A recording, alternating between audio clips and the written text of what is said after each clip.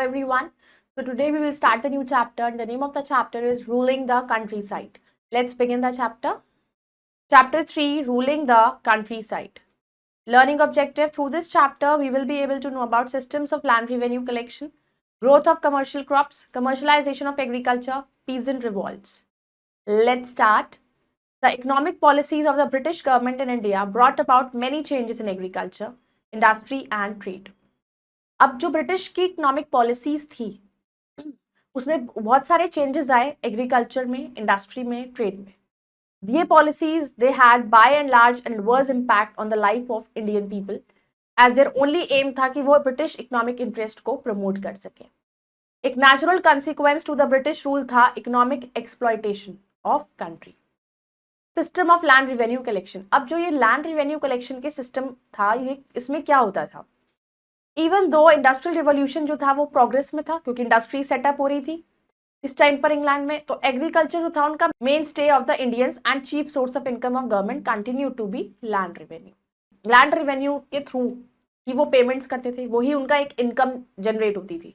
British ने introduce करा बहुत सारे system of collecting revenues from the farmers, but all of them बहुत ही ऑप्रेसिव थे. Izaradari system, it was during Warren Hastings के टाइम पे, टेन्योर के टाइम पे था कि ये जो सिस्टम इंट्रोड्यूस हुआ. It is also known as system of auction क्योंकि लैंड को हाईएस्ट बिडर कहा गया. क्या होता था कि जो ज्यादा बोली लगाएगा उसको ले लिया जाएगा. तो बहुत सारे जो बिडर्स थे वो ज्यादा से ज्यादा ऑफर करते थे, मतलब वो इतना भी ऑफर करते थे जितना वो पे भी ना कर पाए. They did not cultivate the lands themselves. वो क्यों करते थे? क्योंकि वो उस लैंड पर खुद नहीं काम करते थे, अपना लैंड पर काम दूसरों से कराते थे. तो दे हैड द टेनेंट्स या छोटे फार्मर्स जो उनके लिए काम करें, और कंडीशन जो थी उन फार्मर्स की वो बहुत ही मिजरेबल थी क्योंकि जो बिडर्स थे वो एक्सट्रैक्ट करते थे मैक्सिमम फ्रॉम देम, उनको उतना कम देते थे और उनसे मेहनत बहुत ज्यादा लेते थे. The permanent settlement. Lord Cornwallis ने कुछ इंप्रूवमेंट करा over the confusing state of affairs जो प्रिवेल थे अंडर द ऑक्शन सिस्टम के अंदर. लॉर्ड कॉर्नवालिस हिमसेल्फ एक लैंडलॉर्ड थे इन इंग्लैंड. तो सिस्टम जो इन्होंने इंट्रोड्यूस कराया 1793 में, उसने प्रोप्राइटी राइट्स दिए टू जमींदार जो परमानेंट ओनर्स भी बने लैंड के. दे वर रिक्वायर्ड टू पे एक fixed amount of land revenue को पे किया to government every year. It was during this period की एक बिग क्लास ऑफ लैंडलॉर्ड को क्रिएट किया गया. दे हैड बिकम सबसे लॉयल सपोर्टर्स बने वो ब्रिटिश रूल के. These landlords के पास राइट था कि वो इजेक्ट कर सके cultivators for non payment of dues. Permanent settlement remained restricted to Odisha, now जिसे हम ओडिशा कहते हैं, Bengal, Bihar, coastal areas of Andhra Pradesh. Ryotwari system, it was chiefly introduced in Karnataka, known Karnataka, Mysore, now Mysuru, by Lord Hastings in 1830.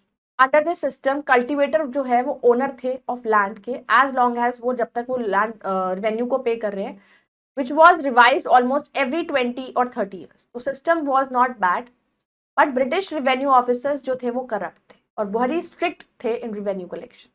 Almost half the next produce को claim किया गया as land revenue. Bad monsoon ने famines से आया फर्दर, जिससे क्या हुआ? Poverty of the peasants. अब मॉनसून ने खराब हो गया या ज्यादा बारिश हो गई या कम बारिश हुई, वो भी एक प्रॉब्लम है, फेमाइंस कारण बनती है. महलवारी सिस्टम, वो इंट्रोड्यूस हुआ Gangetic valley, north west provinces, Punjab and parts of central India में. इस सिस्टम में महल, ग्रुप ऑफ विलेजेस वो क्रिएट करे गए एक कम्युनिटी ब्लॉक्स की तरह. दे वर हेल्ड रिस्पॉन्सिबल, उनको माना गया लैंड रेवेन्यू कलेक्शन के लिए फ्रॉम देयर रिस्पेक्टिव महल्स और ब्लॉक्स. रूलर्स ने रिजेंट करा annexation of their territories. Nobility was angered by the loss of their जमींदारीज. Lot of peasants जो थे वो मिजरेबल हुए, उनको इतना सफर करना पड़ा under the exploitative system of land revenue collection. अब क्राफ्ट्समैन ने सफर करा under the new trade policies, जहां पर उनको फेस करना पड़ा एक unfair competition with foreign goods. ये सारे डिफरेंट सेक्शन सोसाइटी के उन्होंने अपना एंगर को, एक गुस्सा, नफरत सब दिखाई ब्रिटिश के टुवर्ड्स, और रिवोल्ट भी करा, प्रोटेस्ट भी करा. अब क्या इफेक्ट्स हुए लैंड रेवेन्यू सिस्टम के? जितने भी सिस्टम्स थे रेवेन्यू कलेक्ट करने के वो बहुत ही ऑप्रेसिव थे, जिससे क्या हो गया? कल्टिवेटर्स को बहुत सहन करना पड़ा, उनकी लाइफ और खराब हुई. परमानेंट सेटलमेंट क्रिएट करा एक क्लास ऑफ लैंडलॉर्ड्स के लिए, जिसने पीजेंट्री जो और उनसे भी लैंडलॉर्ड से जो नीचे उनके काम करते थे उनको और ज्यादा प्रॉब्लम क्रिएट करी, उनकी लाइफ रूइन करने लगे. तो जमींदार को इंटरेस्ट नहीं लेते थे कि वो लैंड को डेवलप करे। इंस्टेड वो क्या करते थे, वो they verily become absentee landlords living in Kolkata और अदर बीइंग टाउन्स और income derive from the farmers. वो खुद तो लैंड ले लिया और चले गए दूसरे शहर में, और जो फार्मर्स लगा दिए काम करने के लिए और उनसे पैसा ले लिया। Peasants became increasingly indebted to money lenders. अब पीजेंट्स तो मनी लेंडर्स को उन्हें पैसा देना है, वो इंडेप्ट हो गए, और zamindar as a result of oppressive land revenue system. अब आता है growth of commercial crops. During the 1830s में देयर वाज अ शिफ्ट था towards commercialisation of agriculture. Some European investors जो थे उन्होंने इंटरेस्ट लेना शुरू कर दिया कमर्शियल क्रॉप्स को कैसे कल्टीवेट करने में। Indigo, jute, tea, coffee, poppy, cotton, sugar cane, oil seeds, cinchona, उनको as cash crops it would fetch them more money. क्यों? क्योंकि इनसे उनको पैसा ज्यादा मिलता, ज्यादा फायदा होता, तो उन्होंने इसी क्रॉप्स को कमर्शियली यूज करा और इनको यूज करना कल्टीवेट करना शुरू किया। अब ये जो प्लांटर्स थे वो ह्यूज ट्रैक्ट्स ऑफ लैंड को ओन करते थे, जिसे प्लांटेशंस कहा जाता है। As cheap labour readily available, और इनको सस्ती लेबर मिल जाया करती थी, तो कॉस्ट ऑफ प्रोडक्शन उनकी बहुत कम थी और यील्ड्स ज्यादा थे, उनके बदले जो उनका आउटपुट आ रहा था वो बहुत ज्यादा आ रहा था। Therefore highly profitable plantation agriculture developed हुआ, बहुत ही तेजी से हुआ।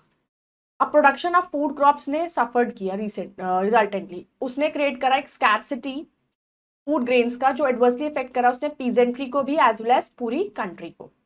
Causes which led to commercialisation of agriculture. अब क्या कॉजेज रहे? Various causes led to commercialisation of agriculture. पहला, new agrarian policies British government की। Under all system of land settlements, that is contract, permanent ryotwari, mahalwari, peasants को overburden किया गया high rate of land revenue, कि भाई प्रेशर बना दो उनके ऊपर और ज्यादा रेवेन्यू उनसे लो। अब आफ्टर पेइंग सारे टैक्स को पे करने के बाद वो hardly left with half of their produce उनका बचा था, विच वॉज नॉट सफिशियंट नहीं था उनके लिए और उनकी फैमिलीज के लिए। फोर्स्ड बाय सर्कमस्टांसेस उनको सेल करना पड़ा produce to get sufficient amount, ताकि वो एक्सॉर्बिटेंट टैक्सेस को दे सके। लैंड वॉज मेड एक सेलेबल कॉमोडिटी। ब्रिटिश गवर्नमेंट ने लैंड को कमर्शियल ऑब्जेक्ट बनाया to be sold and mortgage like any other commercial product. Rise of absentee landlord. Gradually जब old zamindar heavy amount of land revenue को ना पे नहीं कर पा रहे थे, तो उनका लैंड्स ऑक्शन हो गया। Those who bought the land did not know anything about agriculture. अब जिन्होंने लैंड खरीदा उन्हें कुछ नहीं पता था एग्रीकल्चर के बारे में।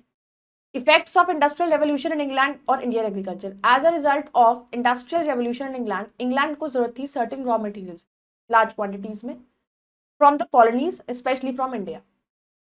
इंडियन पीजेंट्स को फोर्स किया गया ताकि कल्टीवेट करें वो कॉटन और जूट को, जिनको एक एज अ रॉ मटेरियल की जरूरत थी by the factories in England, क्योंकि कॉटन और जूट ऐसे सब्सटेंस है जिनको रॉ मटेरियल के लिए हम आगे यूज कर सकते हैं और आगे यूज होते हैं। ये इनसे कपड़े भी बनते हैं, कॉटन को तो बहुत तरीकों से यूज किया जाता है, जूट के बैग्स बनते हैं, फिर इनको आगे इंग्लैंड में यूज करते थे लोग फैक्ट्रीज में इनका मटेरियल बनाने के लिए। फिर आता है plantation agriculture. Plantation agriculture in Indigo, T, coffee was mainly developed होता है ऑन प्रॉफिट बेसिस पर, लेकिन ये सारी प्लांटेशन फॉरेन हैंड्स में होती है और डेवलप्ड होती है commercial lines. Results of growth of commercial crops and commercialization of agriculture. Disruption of rural economy. Commercialization agriculture का disrupted पूरे structure of rural economy को disrupt किया। Before that Indian villages जो थे वो self sufficient थे। Peasants ने produce करा whatever जो जरूरत होती थी वो produce कर लिया गया। अब land tax nominal होता था, Indian rulers बहुत ही ज्यादा considerate थे, but अब because of various pulls and pressures of British government पूरा का पूरा स्ट्रक्चर विलेज का इकोनॉमी का डिस्टर्ब हो गया। Importance of money lenders. जो कमर्शियलाइजेशन एग्रीकल्चर का, इससे क्या relate to the importance of money lenders rural economy में बढ़ गया। Rise of absentee landlords. अब कमर्शियलाइजेशन एग्रीकल्चर का वाइल उसने पुराने जमींदारों को रुइन किया, उससे क्या राइज हुआ? Absentee landlords. Whosoever had the money bought the land in auction. जिसके पास पैसा है वो बोली लगाए, लैंड ले ले, और जो लैंड पर लोगों से काम कराते थे। Fragmentation of land holdings. As land एक इंडिविजुअल प्रॉपर्टी बना जमींदार्स की, इट गॉट डिवाइडेड हुआ स्मॉल फ्रैगमेंट्स में या पीसेस में, generation after generation. As a result पूरा का पूरा एग्रीकल्चर एक्टिविटी अनइकोनॉमिकल हुई एंड पीजेंट्स जो हो और पुअरर से पुअरर हो गए। सम एडवांटेजेस, हाउएवर कुछ इकोनॉमिस्ट ने पॉइंट आउट करा certain good results of commercialisation of agriculture. Firstly नए type of food crops and cash crops began हो भी कल्टिवेटेड होना शुरू हो गए, जिसने ग्रेटली इनहांस करा pursue of cultivators. Secondly, as the farmers को फोर्स किया गया to sell their agriculture produce in the cities, it broaden their outlook को ब्रॉडन किया. They could now buy new things and enjoy the fruits of modernization. In addition, as a result of greater mixing of rural and urban population, both stood again. A wide difference between the two narrow हो गया. But all the advantages neutralized हुए by the selfish interest of the British government. जो fail हो गई, किसी भी तरह की हेल्प वो फार्मर्स को नहीं प्रोवाइड किया, उनकी जरूरत में भी इंटेंशनली उन्होंने कोई स्टेप नहीं लिया ताकि उनके एग्रीकल्चर को मॉडर्नाइज कर दें, लेटेस्ट इंप्लीमेंट्स उन्हें प्रोवाइड करा दें या टेक्नोलॉजी का हम यूज कर लें. Factors: peasants, in order to produce indigo at uneconomic rates, planters resorted to illegal beating and detentions. Operation was described in detail by Deenbandhu Mitra in Bengali play called Neel Darpan, जो published हुआ 1860 में. Rev. James long ago also published a widely circulated pamphlet in Bengali called Oppression of Indigo Planters and supported the demand of the peasantry. Peasants revolts. बहुत से revenue laws adopt हुए by the British government. उन्होंने hit किया peasants को बहुत hardly. They were disposed of their lands and the Chuar rebellion of Bihar and Bengal broke out in 1796 and continued हुए up to 1816. ये जो वाइड स्प्रेड था रिबेलियन का, वो सप्रेस्ड नहीं हो सकता था easily. This peasants rebellion directed हुआ against the indigo planters, zamindars and money lenders. The Mopla peasant of Malabar, North Kerala, organized 22 rebellion between 1836 and 1854. You're right. What were the basic causes of peasants' revolt? What do you know about Mopla revolts? And name the intellectuals who had supported the cause of indigo peasants. Indigo cultivators uprising. One of the greatest movement of modern era was indigo agitation. It engulfed किया बंगाल को in 1859 and 1860. Cultivation Indigo की एक monopoly थी European planters की, क्योंकि अभी तक वही कर रहे थे. यूरोपियन प्लांटर्स ने कंपेल्ड किया पीजेंट्स को कि वो इंडिगो कल्टीवेट करें और subject them to untold operation. In order to face peasants to produce indigo at uneconomic rates पर उन्होंने जो फोर्स किया, जो प्लांटर्स थे उन्होंने क्या करा, they resorted to illegal beatings and detention. The anger of peasants burst out 1859 में. उनका गुस्सा भड़क गया. Hundreds of thousands of peasants जो थे उन्होंने रीयूज करा कल्टीवेट इंडिगो को एंड रेजिस्ट करा physical brutality and violence of planters and their armed retainers. उन्होंने असेंबल करा स्टाफ के साथ swords, bows, arrows, match stocks को सबको इकट्ठा कर लिया ताकि वो सेटलमेंट करके रहेंगे. आज पटना में an army of 2000 peasants appeared हुआ. उन्होंने wounded the horse of magistrate. Many intellectuals including Harish Chandra Mukhopadhyay, Girish Chandra Bose, Dinabandhu Mitra, Shishir Kumar Ghosh ने सपोर्ट करा cause of peasants. Government was force to appoint the indigo commission. उसने स्टेप्स लिया कि वो ग्रीवियंसेस ऑफ पीजेंट्स को जो है रिमूव कर सके by passing the law in 1862. Indigo planters of Bengal फिर वो मूव करे बिहार में एंड उत्तर प्रदेश में. Indigo peasants of Bihar revolted on a large scale in Darbhanga and Champaran in 1866 and 68. उसी तरीके से पीजेंट्स जो हैं जैशोर के बंगाल रिवोल्ट हुआ 1883, 1889, 90. Indigo crisis continue till the beginning of 20th century when M.K. Gandhi को इंटरवेन करना पड़ा in favour of Indigo cultivator. Peasants unrest in East Bengal 1872 to 76. Agrarian unrest broke out हुआ East Bengal during 1870s. Powerful zamindar जो थे बंगाल के वो notorious थे for the operation of their tenants and they freely resorted to ejectment, harassment, illegal seizure of property, including crops and large scale use of force to increase rents and to prevent the peasants from acquiring occupancy rights. Bengal के जो peasants थे उनका long tradition था of resistance going back to 1782, जब peasants जो थे north Bengal के उन्होंने रिबेल किया against English East India Company. 1872 to 1876 में उन्होंने यूनाइटेड हुआ इन नो रेंट यूनियंस. उन्होंने अटैक किया जमींदार्स को, उनके एजेंट्स को अलग अलग पार्ट्स ऑफ ईस्ट बंगाल में. अल्टीमेटली गवर्नमेंट को अंडरटेक करना पड़ा लेजिस्लेशन ताकि वो पीजेंट्स को प्रोटेक्ट कर सके worst aspects of zamindari system.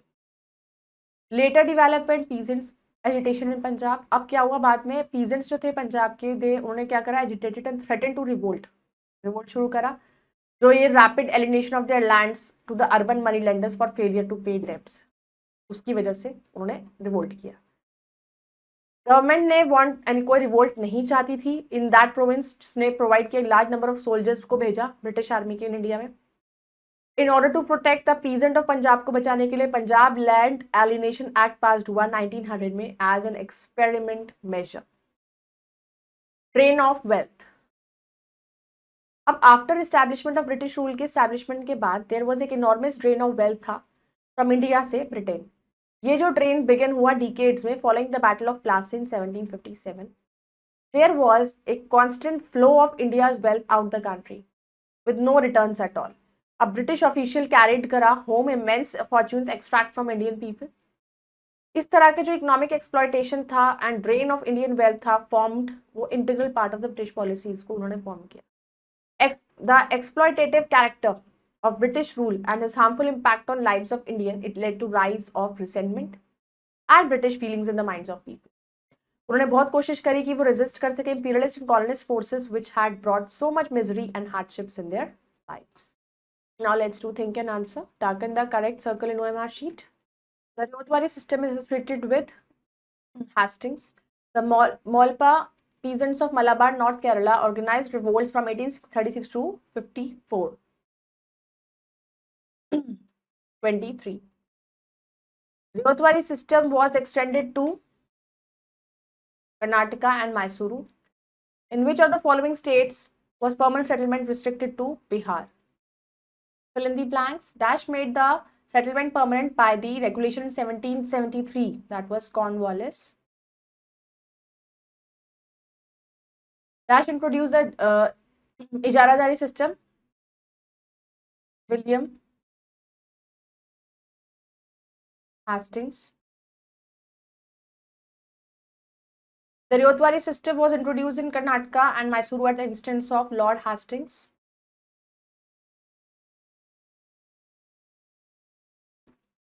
The Charter Act of Dash granted the ownership right to indigo planters in India, 1833. Now let's do the true and false. Indigo, tea, coffee and food are called food crops. False. Under the Mahalwari system, government could not increase the land revenue periodically. False. Lord Dalhousie introduced the permanent settlement. False. Indigo cultivators were forced to grow his crop. True. I hope you all have understood this chapter. You can go through it again, complete the exercises. We will meet in the next video. Till then, bye-bye. Take care. Thank you.